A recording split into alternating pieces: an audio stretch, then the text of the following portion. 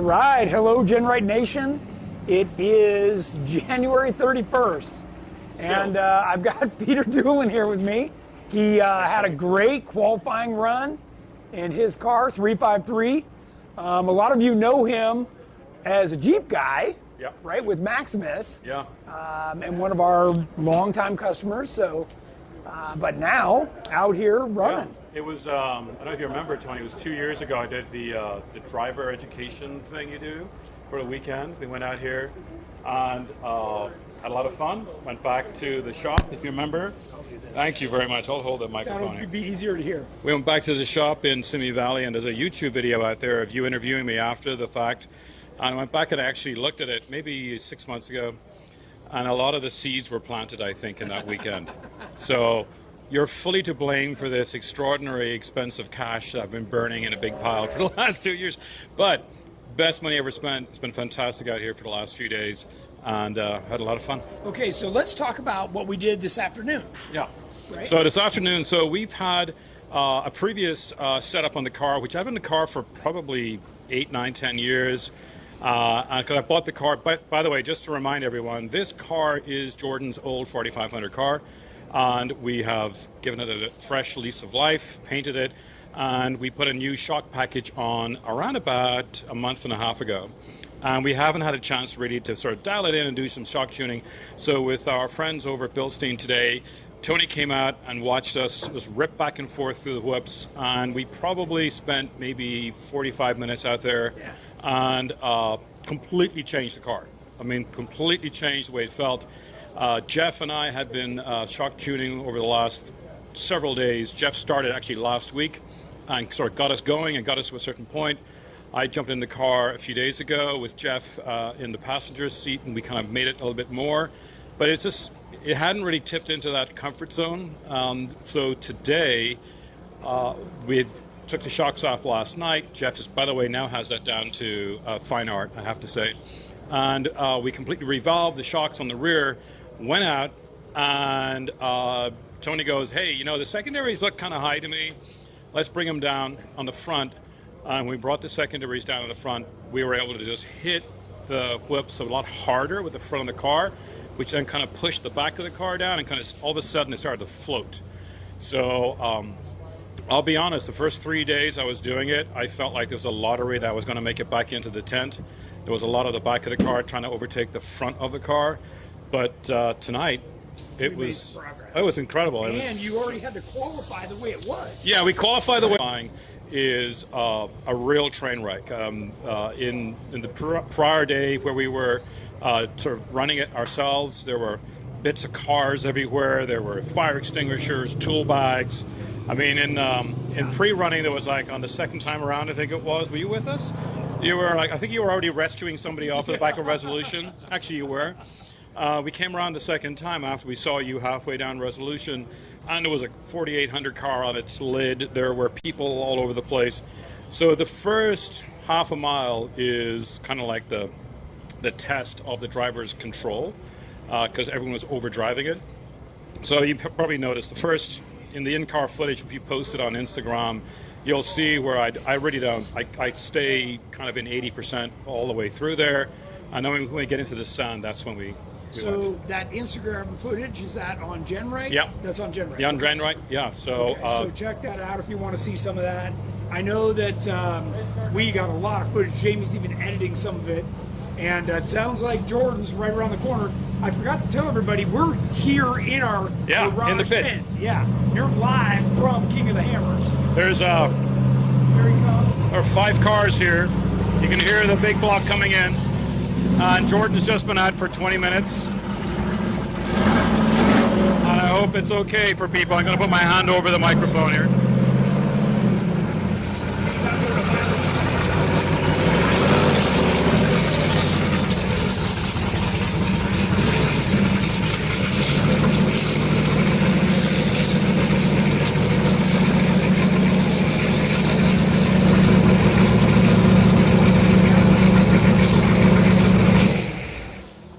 Everyone, that's what a V8 sounds like after a hot run in the desert.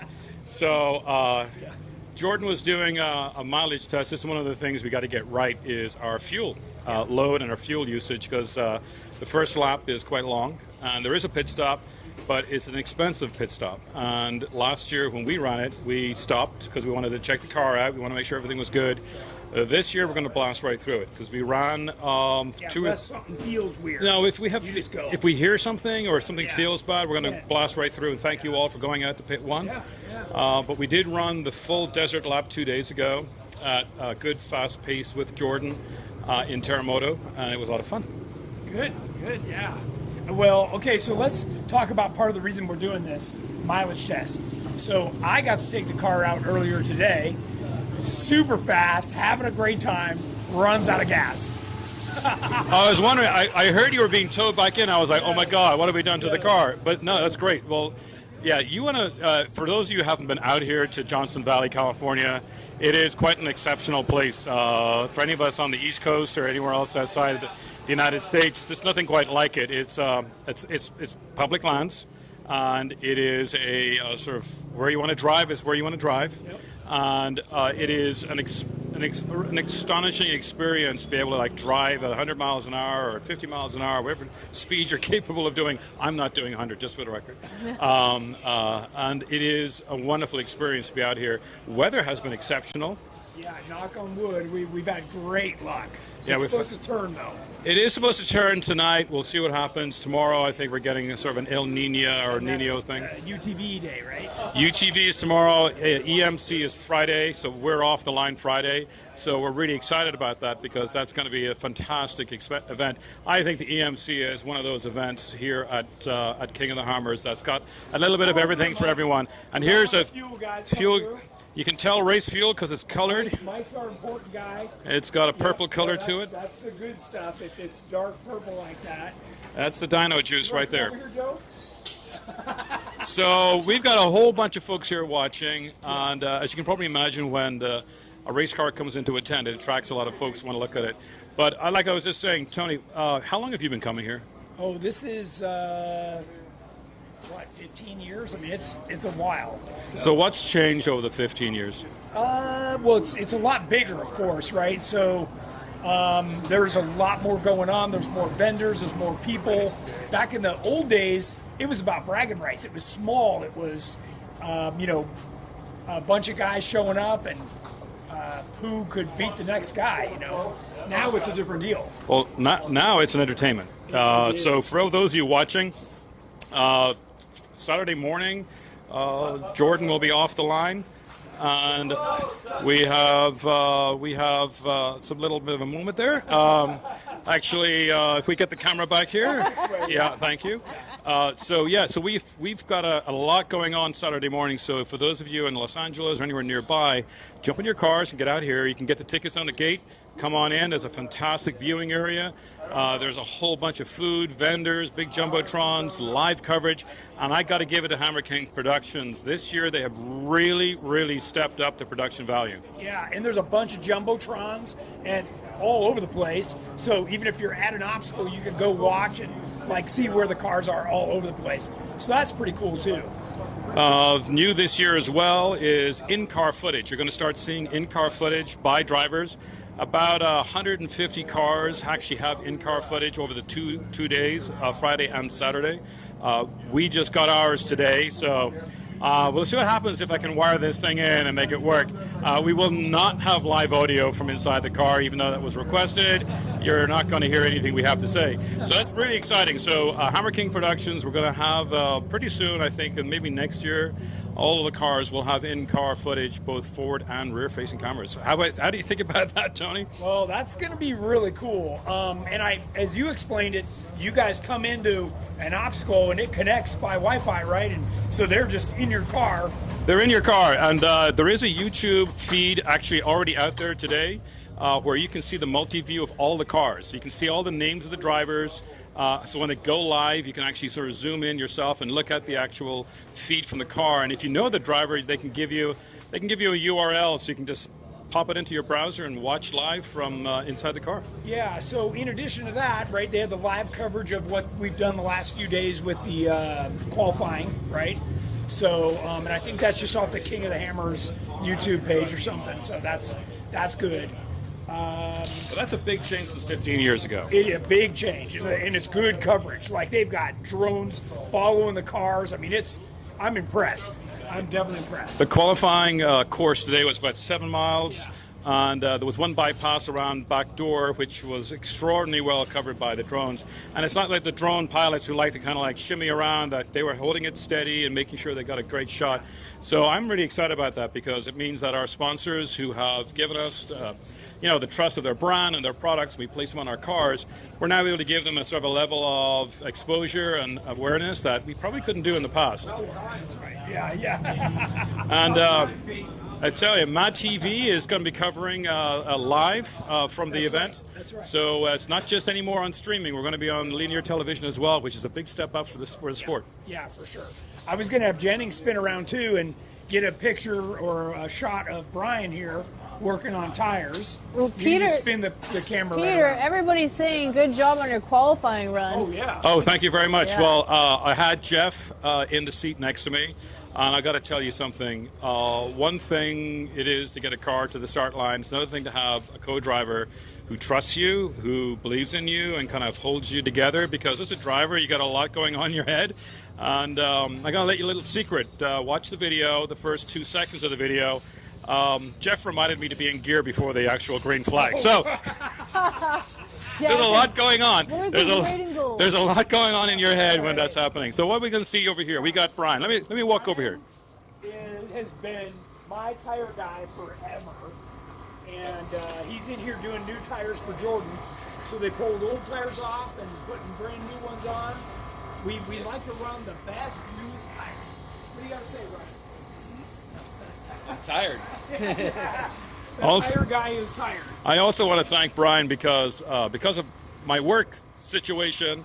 I picked up the phone and I called Brian about 2 weeks ago, and I said, or 3 weeks ago, and I said, would you mind jumping on an airplane and coming over to Virginia and driving my truck and trailer back to the Hammers? And Brian did exactly that through hail and storm and all sorts of things, and ice. He was incredible, and thank you very much, Brian, for doing that. You gonna do it again? I'll do it some more. See that? That's the king of the Hammers. Thank you very much, Brian. Peter, got a question for you. Yes. Peter's progression in the EMC has been inspiring. If someone was interested in the 4600 class, what sort of build would you guys recommend? Personally, I don't think it's got to do with the build. I think you just got to start. Just start. Just take your rig, whatever it is. I would, shameless plug here, go on GenRight.com, and I would take a look at the carousel of customer cars and builds, and also GenRight staff builds that are out there. And I would take a look at Andrew's car as an example, because that's got the inline 4 in there still, and it's got the cage, and it's got all of the various things you need. And maybe that's a good starting point. Growler obviously as well, but that's got a V8 in it. So if you want to go 4600, then look at Andrew's, because I think his build was outstanding. Two Feather Channel says, can they have your old tires? Can you have my old tires? By the time we're finished with these tires, You won't want 'em. they're going to be in check. By the way, these are Mickey Thompson's, Mickey Thompson Baja Boss. And these tires here on the car, we've now raced at Havasu and qualified in. To give you a sense of, so we've probably put about good 50 plus race miles at speed on these tires. I did hit a rock that was driver error for me in qualifying. The tire was fine, actually. We actually just bent the wheel and burped the tire. The tire is actually going to go back on one of my rigs at home when I get home. So love the Mickey Thompson, love the durability. Now, one thing I will announce that we have from Mickey Thompson is brand new prototypes that they've given to us that they're going to be part of their new build, and that's the Baja Boss, or XS. It has a stronger sidewall, 4-ply sidewall, so it's even stronger than this, which is the area that we're most worried about in the race, especially when you start to lose a little bit of traction on the fast-moving sort of whoops, etc. We don't want to hit a big sharp rock on the sidewall here, which is really what your brain is doing as you're flying along. So I'm really excited to see how they hold up. So thanks to Mickey Thompson for giving us at least one set of those tires. We will have more actually by the end of the week. So thank you very much to those guys. Kelly says you're good on the microphone, and I agree. That's because I'm pointing it at this big Irish face. I got a big round face and lots of place to aim it at. He's good. Well, he's a salesman too. Yeah, by the way, shameless plug, please go buy some Slack licenses. The end of the year is at 3 a.m. East Coast time. We shut for business at midnight. So I'll gladly thank you for that. But no, we've had a great few days out here. Tony, what else? So let's talk about the rest of the guys, right? All right, so Blake is here in an amazing... Blake, can you wave? There he is. There he is. All right. We visited with Hi, Blake Blake. and his family a few days ago in his garage in Simi Valley where he built this car. It is essentially a kind of a remake of Terremoto in a way. It's sort of a lot of the Terremoto's parts. 4400. That's right. Yeah. He's in the big show. He built that himself? Yeah. Wow. Yeah, over the last few years. Yeah. That's awesome. We've seen this car go through again. Start out, build something, get started. You'd be amazed at where it takes you. And by the way, the thing that Blake has done that is really inspiring is, like, look, there's a lot of people out there in very expensive, very tricked out 4400 cars. And it makes it sometimes, King of the Hammers, any motorsport can feel sort of out of reach for people.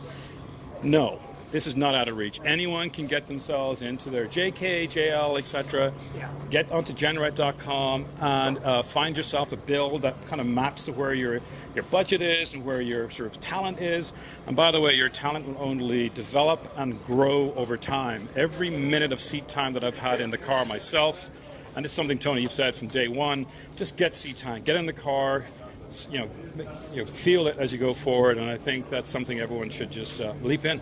Yeah, Peter. I don't even know that this is, racing is for everybody. I mean, we've had people go for rides with us, and they're just like, whoa, this is way too much. So you've got to have the bug, and I think what Peter's saying is, don't spend a whole bunch of money to decide whether you have the bug or not. Then it's too late. You're in deep. This way you just get going with whatever you have and try it out. Yeah, you don't need to go in high. I mean, look at this. Blake is going to get out there. Look at, they're all working hard. Hey, Blake. It's really cool. Nana wants to know where her dress is. Oh, he brought it, Nana. He's pointing to his right if you can't see it off camera. Uh-oh. Uh-oh. Okay. What are you working on in there? Uh-oh. Looks like someone So, dropped the okay, ball. so Blake yesterday... On his qualifying round. Yeah, so, well, actually no. before that, it was last night. Last night we popped open the dashboard where he's sitting right now, and we looked inside, and it was like something from a 1950s horror movie in there. Wires everywhere, and I think it was Jeff who said, have you written down what all these wires do? And I think at that point, a switch to Switch Pros, excuse the alliteration. Relays all over the We couldn't trace the right relay. So this is the thing that a lot of these cars have really improved upon is solid state switches, solid state circuits that can be kind of programmed with an iPhone here in the middle of the desert. So we can figure out if a circuit's got too much of ampage or draw on it, you can back it off, you can tell it what to do, how to fail over. All that can now be done with an iPhone or an Android device, and that's pretty incredible. It is. It's really cool.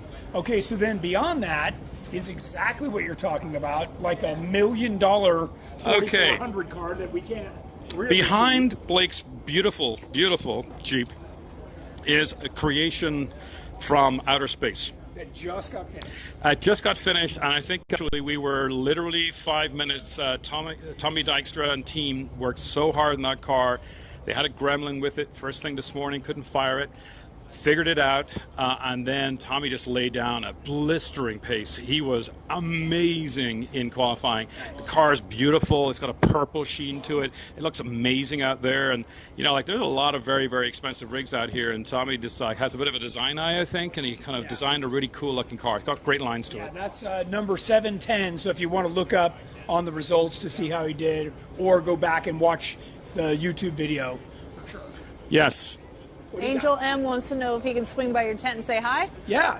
The door's open right now. When the doors are open or the tent's open, people are welcome to swing in and say hi, get a picture with the car, get a picture with the drivers, And we even have some extra gear that's for sale. We are not only some. We have in stock, ladies and gentlemen. Tonight only, special, $19.99. We have hoodies and T-shirts and hats for sale. And by the way, for Team Hibernian, which is the team name we came up with for our team for Car 353, that's going to charity. We are actually contributing everything to Cystic Fibrosis Foundation of America, and then I'm matching dollar for dollar any money spent. And my company, Salesforce and Slack.com, are also matching as well for a double up. So your $20 hoodie is actually going to become $60 to $80. And for those of you who don't know, cystic fibrosis is a very, very serious genetic illness that impacts children. And so if you ever go to a cystic fibrosis ward of one of our top university hospitals here in North America, you're seeing God's work by doctors as they try to save these children. So one of those diseases that you don't hear a lot about, but has devastated families all across North America. Esther So yes, please. also asked if you have a link to that they can find to support the cause. Yes, I will actually. By the way, both my family and Jeff's family have been impacted by CF. Sometimes you'll hear it called CF instead of the long name, and so it's actually quite a personal thing for both of us. So yes, you'll be seeing us posting on Facebook a link to our donation site for the Cystic Fibrosis Foundation of America, and I've been supporting and partnering with them for several years. Jerome just asked, do they have the Hibernian hats on site? Yes, we do. We have boxes of them right over my left shoulder. Awesome. Steve Bird, how do I buy a hoodie from home? They just ordered off the website. Yeah, GenRight.com. All right. Joe has a question. Joe does. So, it's a real simple question. I was just curious.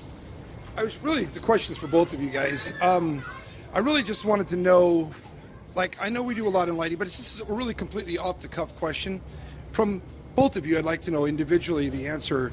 How has the movie 50 Shades of Grey changed your life? Okay, well, 50 Shades of Grey is a really important movie because it was the coming out movie of a famous Irish actor. So being Irish, I was very proud of him for all sorts of scenes. Anything else you'd like to add to that? Yes. So that is Joe from Vision X Lighting, by the way, who's a real jokester, which is fun to be around. Good answer, Peter. And Classy. Peter's running some of his lights. In fact, Yes. you did a photo or video shoot today. Yes, we did. With all your lights on, and I could barely even look at the car. So thanks to the Vision X team, it was this time last year. We had just finished, I think it was running in the desert loop at nighttime, and we realized that I couldn't see a squirrel, I couldn't see an elephant, I couldn't see a rock or a cactus. I had no idea I shouldn't say I have no idea where I was going, but it got a little bit sketchy a few times, and I was a bit nervous. So we came in, and the Vision X team kind of walked up and said, oh my God, those lights are from the 1980s. Because, of course, remember, this was an old car that we have brought back to life. So a lot of the original wiring and electronics, etc., were in here. So thanks to Vision X for providing these great lights. We have raced in Havasu at night with these lights in the dust, and they're amazing. They're amber lights. So as you probably know, amber and red lights have a different wavelength and penetrate dust better. Red penetrates even better again, but red is not a great light to light stuff up, whereas amber is that good sort of in the middle wavelengths. And that's why it's amber, not because it looks cool, because it actually works. Yep, and for sure. And Jordan's running some similar lights on his car as well. And Jordan tried to headbutt a very large rock at the bottom of back door earlier today and destroyed some pieces of equipment, and were quickly replaced by the Vision X team here on site here in Johnston Valley. Yeah, so let's talk about that for a second. The rules state that there has to be a front bumper that is slightly ahead of the tires. So Jordan's is just a few inches ahead, but it's just enough that when you come down something like back door, it's enough that it hits or digs in. So it's kind of a bummer. It's pretty destroyed right now. But by the way, we, both in practice, in pre-running, and obviously in the qualifying yesterday, Jeff and I both went down back door. A lot of other racers decided and elected to go around the bypass, which is the I call it the sort of the barrel of shame on back door. I was in the car, we were coming down Resolution, and Jeff said, "Hey, how do you feel? Do you want to take on backdoor?" And it was like, I think I said something to the effect. I'll leave out all of the something to the effect, which was. If you came all the way from Virginia to drive 4 days to get here, I am not doing the barrel of shame around backdoor. Right. It's a rock race. You're Come here to on, run the it's rocks. like Yes. Dave Cole says it very, very well. This is a rock race. Be proud of the rocks. Get in the rocks and mix it up. What I want to tell you is that we're running the GenRight 4-link rear on this car. Oh yeah, the double triangle. The double triangulated 4-link, and by the way, that is a huge difference. Yeah. Double triangulated. I can tell you that we went down backdoor like it wasn't there, Yeah. and it was amazing. Doesn't hit on anything. Doesn't hit on anything. Yeah, Super this stable. is our original Legend stuff. And like you said, this car was built, what, 10, 12 years ago? Yeah. So So it's still on the car, still works fantastic. So it goes to show you that an investment made a decade ago is still working today.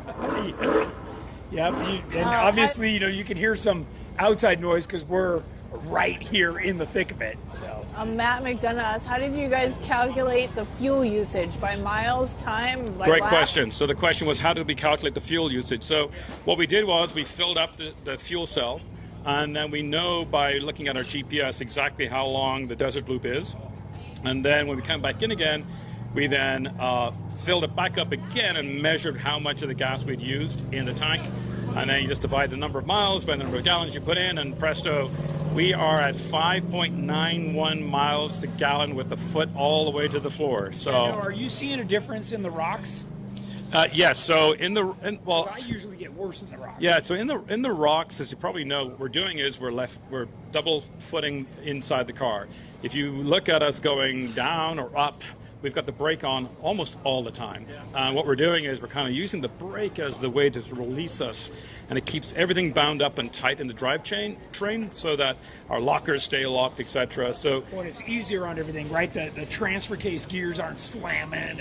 and it takes a while to get used to it, especially if you're in your sort of daily driver that you're not used to doing that in. And so yeah, we go through brake pads pretty well, and which are pretty cool. But yes, in the rocks, I'm probably going to guess that because we're going to do some testing tomorrow. If it doesn't rain us out, I'm thinking we're probably going to be in like the 8-9 miles. So sorry, like the 3 or 4 miles to the gallon. worse, Wrong right. way around. Yeah, Sorry, yeah. did my math wrong way. I'm Irish educated. All right. Well, the other thing that happens here, like right about now, is the evening team meeting. So everybody gathers here. The guys, the racers, talk to the crew about what they need, what needs to be done on the car. I know you've got some stuff you want to do. Obviously, Blake's working on his. I don't know where Tommy and his guys are. Tommy went to the airport to pick up his family. His wife. Gotcha. Okay. So, yeah, Jordan, I think, has some stuff. I see Jamie Taylor over there looking over the car. So they just refilled it, I saw, to check his mileage. Does the race car have a fuel gauge? No. So what happens is they make fuel gauges, obviously, but every single one we've ever put in, when you're pounding through the whoop-de-doos, they just fall apart. This is so brutal on everything. I tell you, that last point that Tony made cannot be understated. There's nothing that doesn't get shaken to pieces on this car, including the driver and the co-driver, by the way. And so it is quite an extreme environment. And I think that's probably something that, I know, Tony, you've talked a lot about this when you talk about parts and how you design parts. Because your version of the Nürburgring is Johnson Valley, right? You bring everything out here, you test it, you run it at speed through the different kinds of terrain we've got here, and this kind of terrain is about as extreme as it gets in anywhere in the world, pretty much. So tell us, like, why was that something that you've invested so much time and energy coming out here to test your parts? Well, this terrain is unique, and the fact that it's so brutal, I wanted to provide parts that would hold up to anybody, right? Basically, value for your dollar. And all the other parts that were out there on the market, and still, I believe, are the same on the market, are substandard. They might be okay for running a fire road or going camping or whatever, but if you talk about over years, they just fall apart. And we're doing stuff that is lifetime product. And it's interesting because I hear Tony talking a lot about the testing, but when you actually spend some time with him out here, You also learn about the types of metals being used in the products, how the welding is done, how the product is then packaged and shipped to us. And I got to say, look, this car, as I mentioned, is over a decade old. It's still, all the hard stuff is still the same stuff. And we just drove this thing like we drove it like we stole it yesterday. Yeah. All right. Well, and today through the whoop-de-doos, right? You're pushing hard through there. And part of, you know, when Peter said we went out shock tuning, you know, I'm asking him, I need you to have a level of comfort, right, and control. Those are the two things that I'm looking for when you're going fast. And that's what we were doing, was making changes to get it there. And, you know, you picked up 10 miles an hour. It was unreal. And Jeff is in the motorhome probably watching this right now, and he's really upset that he wasn't there with us. But there was this moment where Tony just made a relatively simple change, transform the car. I talk about almost. Yeah, it's on. You go to Tech Talk, especially the one maybe like 3 years ago, I think actually, where you had a dedicated session on shocks and shock tuning, and you had all the graphs, etc. And it was one of those basic setups that he always talks about. It was the secondary nut and how the distance of the secondary nut should be from the spacer between the two rings, and that was it. We changed it on the front. Took you how long? 30 seconds, a minute. 30 seconds, yeah. And we went out, and Cole was in the passenger seat with me in the co-dog seat. And I actually really enjoyed Cole having him out there with us. Cole's our Class 11 driver, so he's used to a rough ride. So his Volkswagen is right over there. Where's Cole? People wanted to know what you guys thought about the Class 11 race. It was awesome. Hey, George, you can go ahead and have your meeting. We'll just keep doing our thing in the background. All right. Do you want to actually? Why don't you talk about your run today? You had a great run today. Let's chat. Yeah. Oh, and everyone loved just the sound of the motor. When you came into the tent. Yeah. Because you guys were gone. Yeah. That's They were funny. just like, "That's beautiful." Yeah, I think we ended up 22nd. Somebody said, so that's a good spot. I'm great pretty spot. happy with that. Yeah. If that's where we ended up. But yeah, smooth run. Yeah, and you saved the car where a lot of those guys were beating Yeah. the piss out of it. Yeah.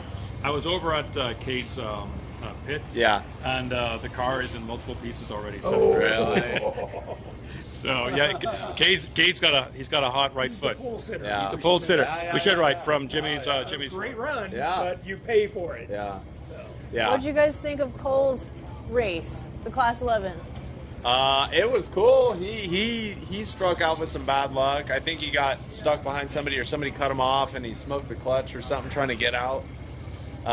So tough break for Cole, but I think he still had fun. So that race is fun to watch. It's is cool fun. to watch all those bugs. Yeah, if you bopping don't know along. about it, it's a spec class, right? So everybody has to kind of have the same thing. Yeah. Spec motors, spec shocks. It's literally a stock bug with like some reinforcements and shocks. Good. Couple safety It's like good shocks, safety stuff, and a very mildly built motor. Yeah, if you want to race, that's the cheapest way to go racing. Yeah, someone asked that. Yeah. Speaking And of which, you put a new motor in question. your car. How's it going? Good. Yeah, it's running good. No complaints. Dad gave it the green light Dad gave it earlier. the green light. Yeah, Dad. Did you talk about that earlier? Yeah. You can talk about it again. Yeah, so we left early this morning to go run Outer Limits and Outer Limits and Spooners, which were the last two trails that I haven't ran yet In Terremoto. in Terremoto. And I was like, all right, you got to take it on this Vision X shoot because I'm going to be gone. But be careful, like I'm qualifying later, you know that. Don't break screw the it up. Yep. And next we pop out of Spooners, so we're out of radio contact for like an hour in those canyons, and we get out of Spooners, and then I just hear on the radio like some random chatter about the car, and then we popped out and we're like, hey, we're at the top of Spooners heading back to camp.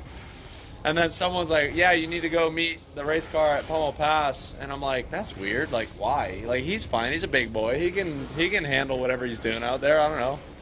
And then the next call we hear is like, car's not running or something. And I'm like, God damn it. Like, what the yeah.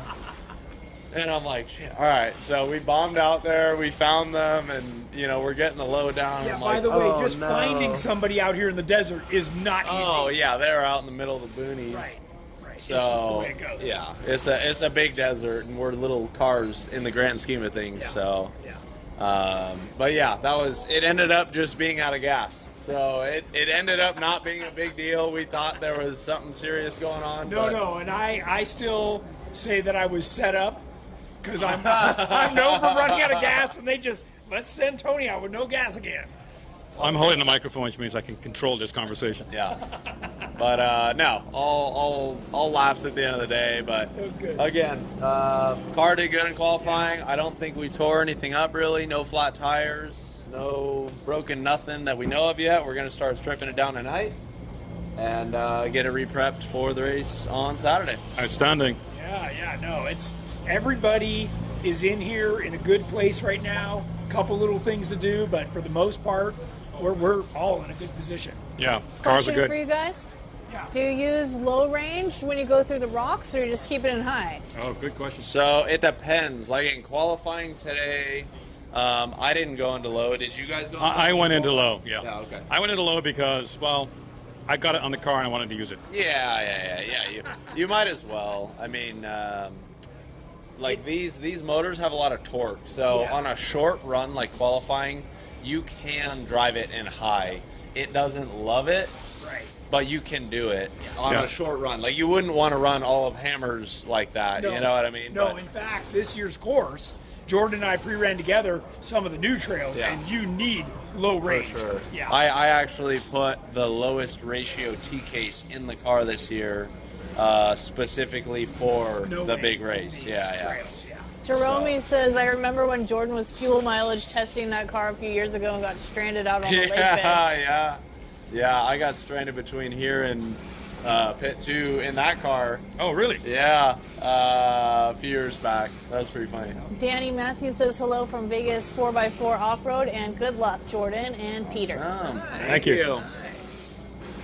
Yeah, they'll take any good luck wishes they can get. That's Yeah. welcome. We need it. Yeah. Gonna need it, yeah. There's a lot of them. I haven't read them all, but there's been a lot of them. Okay, Dozens. any other questions right now? Let's see. Hopefully they can hear all the impact guns Yeah, and yeah, cars there's driving tires- by. tires There's being like all mounted, kinds of yeah. stuff. Hey, this is like, I love this part. Right Yeah, here. Stephen Williams just said, I'm an old fart with limited finances. I've always wanted to race. Where do I start? Well, you've actually got a couple of spots. There are a couple of ride and drive programs where you can just pay like $5,000 and you show up and drive somebody's car. You got your helmet and race suit, and at the end you just give it back and go home. With a great experience. The other thing that I should mention is that GenRight does a real Hammers experience where you get your helmet, your racing suit, you suit up your Jeep with window nets and a couple of other safety features, and you come out here and drive a designated course with us. It's like a time trial, but you get to really run the same Hammer trails. And it's super fun. It's back to what this entire thing originally was. And we do it right out here. You can find the event on our calendar website of our website. So it's under runs and events, and you can sign up for it right now. And it's great fun. It is. Yeah, It you is. guys have done it. So. Yeah. Yep. Jerome asked, how do you guys like the longer qualifying course this year? Good question. I liked it. I thought that it gave each car more time to each car and driver more time to show strengths and show weaknesses. You know what I mean? And I thought it was. I don't like when qualifying's all rock, and I don't like when qualifying's all desert. Right. I thought it was a very Good mix. I thought it was a good mix and a good amount of each. Whoops, G-outs, fast, rock. I thought it was a very good mix of terrain. I liked it because it was actually 7 miles, and we all got to test our cars out. We got to get a feel for the car, and it was a lot of fun. I think there was a hill we came down. I don't know if it has a name or anything. Drop or something it's called. The drop. I think they call it the drop. That is literally like Six Flags America going over the top, and I felt like I had a parachute. Sort of. Come over blind. Well, and Yeah. that's the thing that a lot of people don't realize. Like, we're coming up and over that hill at 30, 40 miles an hour, like the car is floating and we're just like hoping that we're dropping it at the right spot, because there's a bunch of big rock right on the back side of that. You know, I mean, you know what I'm talking Halfway, about. yeah, there's like literally there's a left line and a right line, and then if you drift too bunch much, of rock. there's a bunch of rock in the A bunch of middle. rock in the middle and a bunch of rock on either side. You And know? I did an in-car thing from Terremoto that we posted. We're not even going as fast as these guys coming over that thing, and it's pretty crazy. So I think when we hit the bottom of that hill, we were going 80. Yeah, It looked like it. I was in top gear flat out. Yeah, we hit the bottom of that hill at 80. We scrubbed off some speed in that corner because it's super sandy, but Yeah, you'll see in the video I took out a large tree at the bottom, bush at the bottom of it. That's funny. Did you see the Randy Slauson run into the side-by-side? They want to know what your thoughts are on that. So that is a common problem out here. We've got all kinds of spectators and recreational people that are completely not paying attention.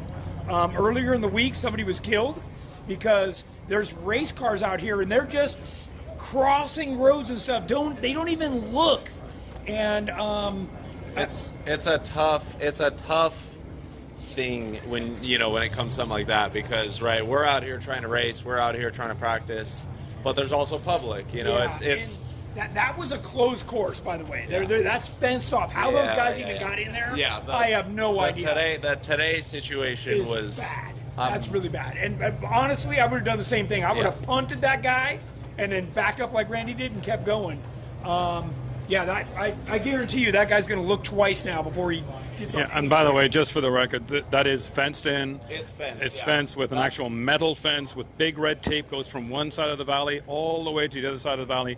The King of the Hammers volunteers who are out here, the unsung heroes of this event, spend days preparing this area to make it safe for spectators and for competitors alike. And clearly, we have a challenge with some folks who just don't want to, don't want to follow the rules. There's a couple small openings in that fence, and that guy knew exactly where he was going. Yeah, well, where those openings are, there's officials. Yes. So how they got by, I don't know. The other thing I was going to mention is, there was a race car going by at lightning speed in that section every minute. Yeah. So how that guy, could have even, just happened out there is just unbelievable. Yeah. I think your uncle might have the story behind that. Yeah, right. Well, I'm sure there is a story behind it. So, yeah. All right. Matt McDonough said, I've noticed the Baja claws earlier in the week. When it rains, will you guys go back to the more aggressive tires for the race? The Baja claws. Well, that, on Blake's. I will not be. I'm sure you won't be. These tires. I was actually just having that conversation with our Mickey Thompson rep earlier. He stopped by. He was super happy. We were talking about the rain, and the potential for rain on race day. And he's like, "Don't worry about it. Like these new tires, even the stickies and the DOTs. He's like, all the new tires are set up for the rain. Like it's not a big deal. Don't even worry about it." So he's like, "Don't change tire pressure. Don't change nothing." Yeah, and both these cars have the horsepower to just light up these tires and spin the muck out, so they'll be fine. People are asking, what's the top speed on your race car in high range and low range? So ours is about 40 in low, and then it's about 120 in high. So. And Peter? Mine's a state secret. Boy, I know it goes 100 at least. Yeah, but come on. I'm starting out here, folks. Give me a moment. I haven't even. Just for the record, there's a great big massive screen sits in between myself and the co-driver. I never look at it. That's good. Never. That's good. Yeah. Today I had to ask how fast we were going when we were cruising your car. Yeah. When we were shock tuning today, Cole was reading out the actual speed, but we were in. So this is probably not the answer you're looking for, but it's an answer anyway. We were in like 1.5 2 foot whoops and cruising along at 50 miles an hour and comfortable, and that's a weird word to use in a race car, but imagine being able to drive at 50 miles an hour in sand that is up and down 2 feet tall. It's extraordinary what these cars can do. Yeah. We were setting it up so you could just do that for 8 hours, right? So Yeah, this race for me is probably going to be 7-8 hours, something in that region, and that means that we've got to actually get to the end of this thing, and we've got to keep our concentration throughout the whole thing. So hydration is important, and sort of keeping attention. But the big thing is just fatigue in these cars. So you got to be comfortable. Your car is tiny on the inside. How do you keep comfortable in the car over the time? It's tough. We're dealing with a lot of heat, right? We're sitting on the exhaust. The exhaust is right under our floor on both driver and passenger side. So it's hot. You're eating dirt all day. You're cramped up. Like you were saying, the interior of the car is not very large. So luckily, I'm not a super tall dude. Neither is Gunner. So we fit, but it's tight, and sometimes we gotta stretch our legs. I'll actually pull my brake foot back every once in a while, like all the way to my seat, and like stretch it out, because that's usually my leg that gets tired first. That's good. That's a good tip. And then I'll run. Like in a desert section, right? I'll just cruise, run the gas, right? I don't ever do that. I always have left foot on brake, right foot on gas. But if I need to stretch, I'll switch legs, or There's not a lot of space between those pedals. No. So you don't want to try and get your foot under there and stretch. Pulling your foot back is like literally the only place you can put it. By the way, we're strapped in with 5-point harnesses. You cannot move at all. Yeah, there's no moving. Right, you can't even turn your neck. Turn your head. Yeah, no, it's brutal. This is why I think the GenRight experience is something everyone should do, because it exposes you to all these little things and gets you used to it too. Because once you get past all of that, you start to really enjoy the environment, the drive. It's very cool. I think it makes you a better driver. You're looking further ahead. Instead of looking at the rock right in front of you, you're 20 rocks up, and that's a completely different experience. I think probably the biggest thing that happened to my driving style after that event was stopping looking at the side of the car the whole time and sticking my head out. Yeah. I think it was Nick, your co-driver at the time, said, look forward, look 4 or 5 rocks forward, watch the person in front to sort of get an idea, but take your line inside your head and don't just follow the person in front of you. Yeah, the one thing that I think is the hardest for people to do, and I saw a lot of racers blowing it, is they don't know where their tires are. So they're clipping stuff on the side where you really have to understand how wide your vehicle is, where it is, and without looking out the window like you're talking about, and get through the rocks. And even the rear, you got to know where the rear tires are too, right. without being able to turn your head around, Yeah, so. Yeah, because otherwise you clip something and then you get a flat. Yeah. So what's your favorite trail for Saturday? What are you looking forward to? Oh, man. God, I don't know. Is it a Peter's taking season? over the interview questions. I got questions. Right? I got to figure out how to do this race. I don't know. That's a great, I haven't even thought about that. I'm. What's yours?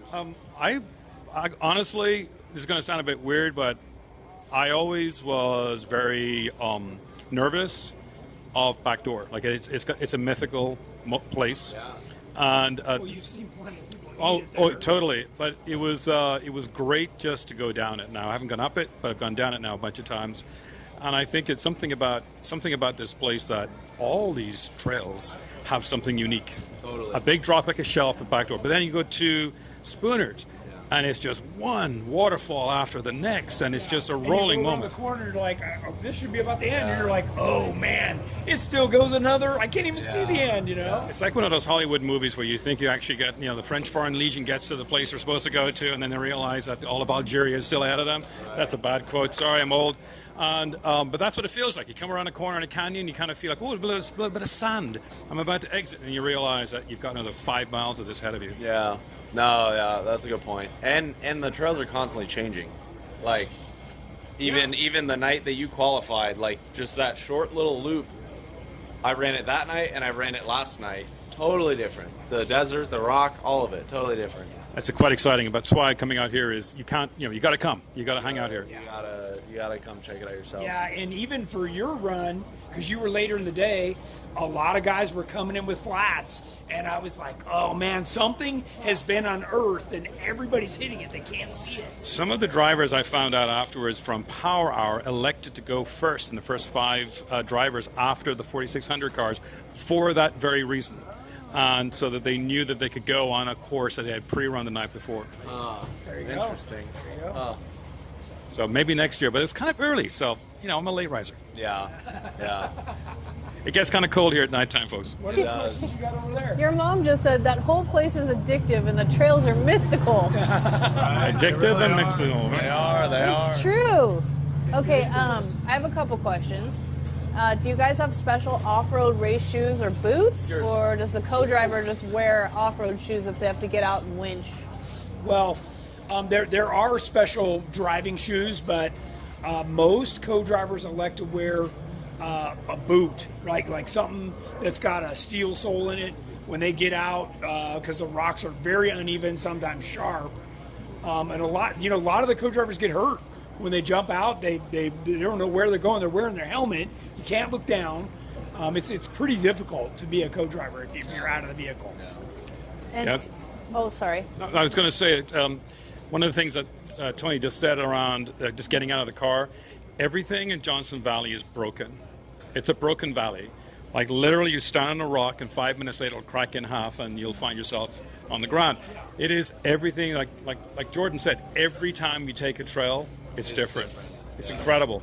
Yeah, so that's why he wanted to get out this morning and run Spooners and Outer Limits, because this will be the last chance, and now it's racing. They'll be racing, so you can't get out there. This was it. Yeah. How many cars are racing in each of your races? EMC is like 160. Yeah, I think it's 160 for you guys. I think it's like 115 or something for us. Yeah. And I don't know about UTV. I don't know about UTV. Yeah, it's usually a pretty good field, though. Yeah.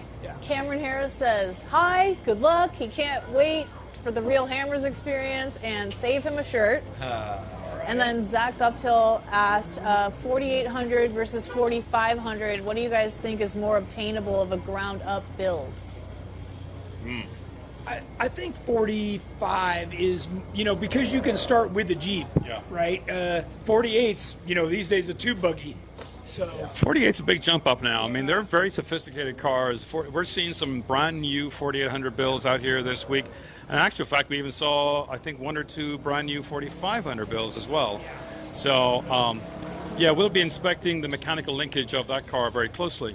So one of the things when you guys talk about affordability, it's always much more cost effective to buy somebody's old race car. You can get an incredible deal. Now you're going to have some work to do. Don't think you can just hop in and go racing. You got to get used to it and build your spares and go through the car. But that's a much less expensive way than starting from scratch. There's a 4,800 car for sale right over in the middle of Hammertown right now. I've seen UTVs. I've seen all kinds of stuff. So yeah. What is the best place, do you think, to watch the race in person? I would say probably.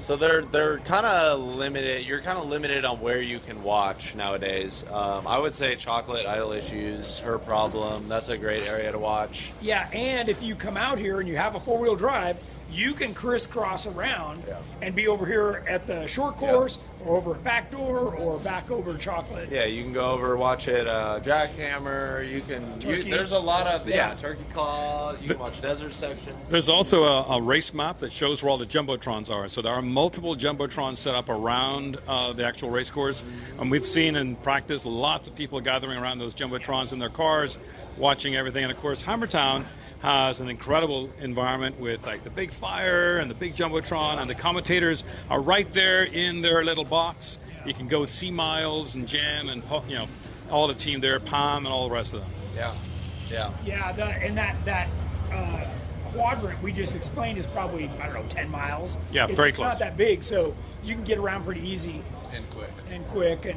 And the reason he mentions the Jumbotron is even if wherever you're at doesn't have anybody coming through, they're going to show all the people all over the course. Yeah. So you're watching racing regardless. So, yeah. And there's a Ferris wheel in Hammertown. Yeah. So at the top of the Ferris wheel. Yeah.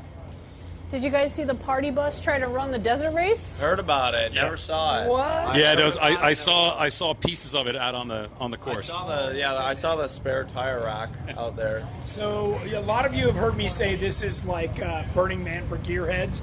There's a giant Jeep here, right? The giant Willys, the big Willys. There's a stretched limo LJ here that just got here. That's fun. He's cruising around. There's this party bus thing. There's all kinds of what's the The guy that had the like little kid plastic thing that's got like a, I don't know, some kind of fast engine. What do they call those kids' toys? The Barbie Jeep? Barbie. But it's got like power wheels. Power wheels. But it has It's an got engine, like a it's got like a CR250. Okay, I'm gonna call it. This is Burning Man meets Mad Max, and the original Mad Max, not the watch fancy that. one. Yeah, I mean, they're going down Boone Road. There's people that are parked, and their camps on the other side, and they got their chairs watching people go up and down Boone Road. I mean, it's crazy. It's a freak show. It's the best kind of show. Yeah. And you as a spectator can wander right. These are all the pit garages. We're at the beginning.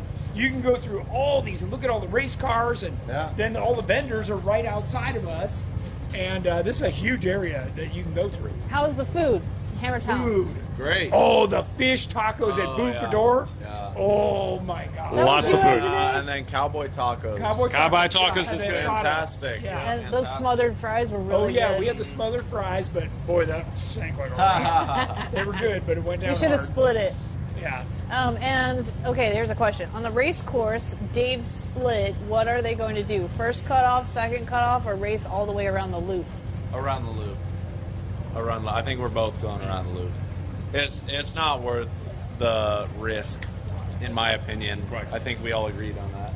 This is for what now? For that extra loop after Blue Dot, Thor's Hammer, and then that whole loop. So let's talk about that. In pre-running, Jordan and I were together. We literally timed it. We're like, okay, start the clock, and we zip. You know, we're just in Terremoto. These can go way faster. So it was quick. It was like 3 or 4 minutes. It was nothing. Yeah. So you know, going up one of those canyons, anybody stuck in there, you get a flat. You know, you've just killed it. Or you break. Or you break. You know, Yeah. like that's a high risk, high reward, Yeah. you know, type situation. Yeah, no, you're way better to just go. We've done it a zillion times. It's way easier. Yeah. Tony, are you going to lead a run on Sunday? No, unfortunately not. The whole place is kind of torn down by then. Yep. We're good. Caught up. Caught up. Hi, How's our Nick. time? 2 minutes. 2 minutes. Okay. Well, we've got 2 minutes left for the last couple of questions, and then we're going to wrap it up because Jordan and Peter still have to do their team meeting. Yep. So that we're late for. And work on the cars. And work on We cars. gotta Work on the start car. stripping the cars down. So I got a steering pump to change. I know, yeah. Yours was whining. We could hear them coming, and I was like, oh man, it just happens. Like we're spinning them fast. Yeah. So, yeah. There's nothing else. Any other questions? No. No, we're doing good. Okay, thanks everybody Everybody for joining says us. good luck. Remember, Peter's race on Friday, Jordan on Saturday, and obviously all the rest of the guys in here. So tune in on the live if you can't be out here and join us. Cheer them on, and you can get your shirts over at GenRight.com. So, Or right here in front of the tent. or in front of the tent if you're here. Yes. So, Thanks, everyone. Have a great evening. thank you, and everybody have a good night.